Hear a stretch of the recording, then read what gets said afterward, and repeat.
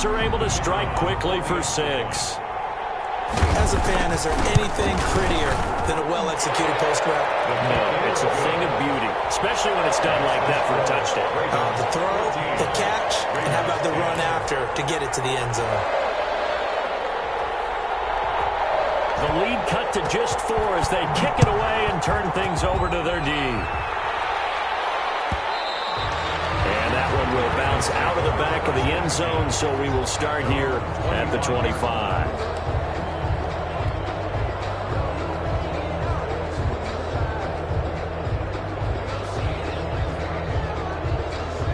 The Raven offense set at the line for this next drive. These two teams trading touchdowns here in what has been a back-and-forth first half. And ordinarily, we're trying to figure out how to break out of a stalemate. Here, you're trying to figure out if you can slow someone down while continuing your breakneck pace on offense. I know one thing. The people in the crowd, they're getting their money's worth right now. And the fantasy owners like it. Oh, without a doubt. They're just tallying them up, aren't they? They're watching this game. Line of scrimmage, the 37 on 1st and 10.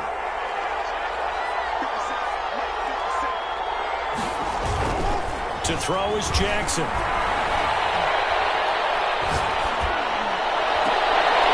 And this will be incomplete. Physical play on the football there, and it's 2nd down. Even without a ton of pressure in his face, it just shows how difficult it is to pick apart his own defense. Those guys are sitting back, and they're not playing receivers as much as they're playing the eyes of the quarterback and when he delivers the ball. He rifles one that's intercepted. Picked off at the 35. And he takes this one back into the end zone, and the Raider defense delivers a score. It goes without saying, but I'm going to say it anyway. That's a ball he would like to have back, and it lands right in the lap of the defender from there. He doesn't have very far to go before he gets to the end zone, and he got there in a hurry. An extra point splits the uprights, and it's now 17-14. So they'll get another shot on offense following that pick 6, and now the kick is away. Fielded near the back of the end zone, and it'll come out to the 25 as he will not attempt a return. 5-yard line. The Raven offense set at the line for this next drive. And fresh off the pick 6, they've got to forget about that quickly. In this case now, the guy throwing the ball, he's got to be like when we talk about the defensive backs who get beat for a long touchdown. Short-term memory, right back out there doing the things that he does best, and knowing that taking care of the ball is paramount. Here's his opportunity. It all comes back to those defensive backs for the former DB, right? I don't know where that comes from. It just kind of emerges out of me for some reason. It's deep in there, right? They throw again on 2nd down. This one's complete. They'll be dropped after a gain of about 6 across the 30 to the 31. They get 6. That'll leave them with 3rd and 4. And able to get this one across the 45 before he's brought down. Well, I can certainly tell my age, partner, because when I was a kid, running backs like J.K. Dobbins with over 2,000 yards in their final season in college, they went early in the draft. Instead, he somehow lasted until the 2nd round. How great is it to get a guy with that ability who can run it inside, run to the perimeter, and catch the football out of the backfield? To be able to get him in the 2nd round, that's what I call a steal. Brings up 2nd and 4. From just shy of midfield, Jackson. And for the 3rd time here in this half, it's intercepted. He's picked off near his own 48. And he takes this one back into the end zone, and the Raider defense delivers a score. Coaches preach all the time about opportunities and taking advantage of them, and he did exactly that. I used to have a coach tell us all the time, a lost opportunity is never regained. Well, no regrets here. He picked that one off and took it to the house.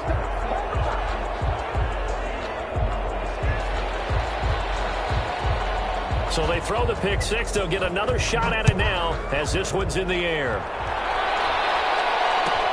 Fielded near the back of the end zone.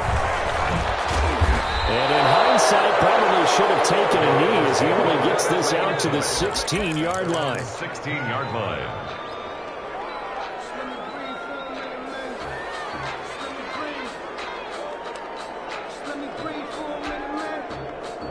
The Raven offense set at the line for this next drive. And following the pick six, and they had decent field position in throwing that pick six. We'll see how they attack this drive. And I think all you say to your guy is, listen, let's just take care of the football a little bit better. Make some better decisions on this drive, and they'll probably help him a little bit with maybe some really high percentage throws early to let him get settled back in. But they told us, they've got confidence. That's not a problem. Yeah, not a problem at all. They just want to make sure they get things settled down a little bit for their offense and give their defense a little bit of a chance to rest. On second down now, Dobbins. And he'll lose yardage here. Back to the 15. 2 yards the loss, and now 3rd and 12. When coaches stress their defense being physical, they don't just mean the big guys. How about the guys on the outside, the cornerbacks? It's not just their job to patrol the airspace. They can get involved in the run game as well. That's complete to his running back, J.K. Dobbins. And he will not make it to that imaginary yellow line as they get him to the ground at about the 23. That'll bring up 4th down. They wind up getting 8 yards, but they needed more than that. And they're going to fake it from deep in their own territory. Oh, and this turns into a mess as it's intercepted. Jonathan Abram picks it. He had his eyes on the end zone. He got close. At least he set the offense up nicely, but he's probably mad he didn't take that one to pay dirt. I agree with you, and you know he's going to get teased because he didn't get it all the way into the end zone. But if they don't score now, if they don't get a touchdown, he won't just get teased. They'll be glaring at him. How'd you not score? Now the Ravens going to use one of their timeouts as they'll talk things over prior to this upcoming second down play. The 3-yard line.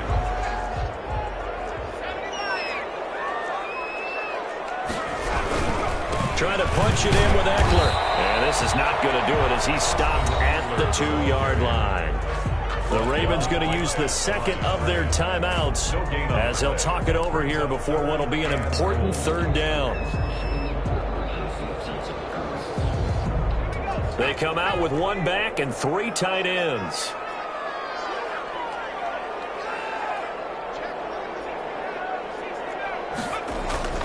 3rd and goal, Jackson. And a heavy traffic and it's intercepted. Isaiah Simmons picking it up. And a big turnover there as his guys will get the football back. Charles, not only is that an interception, it's one when you were really knocking on the door for a touchdown inside the red zone. You're actually thinking points no matter what. At worst, you're thinking kicking a field goal and getting 3. We might look back on this in the second half and say, you remember when they didn't get points on that drive? This could cost them.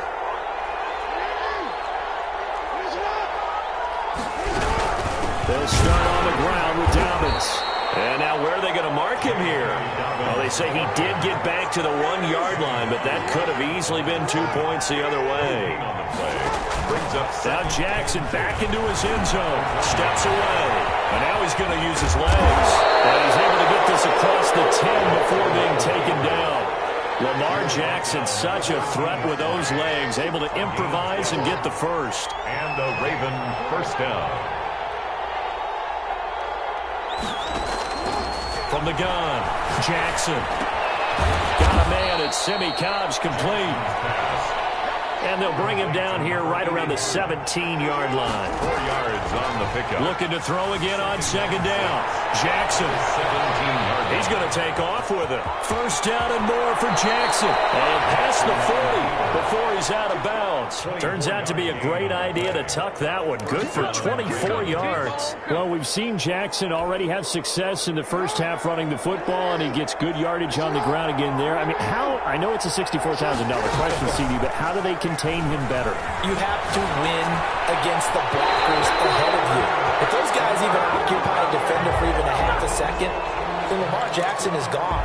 You've got to take those blockers and move them so that you have clear vision of Lamar Jackson, and hopefully you can hem him in. They lose the yardage, and of course they also lose the down on the grounding call, and it's quickly 2nd and long. They go play action with Jackson on the move to his left. That'll be incomplete as the clock will stop with 14 seconds remaining. It's 3rd down. That's the reason we ball for. Circle around twice for the encore. If you know, you know. An incomplete Incomplete pass on that last play, and that means they'll need to come up with something here on third down. On the option, it's Jackson. An option handoff here to Dobbins. And they'll indeed stop him on third down. And now what do you want to do with your timeouts? And with just 4 seconds left in this first half, a timeout call. Brings up fourth down.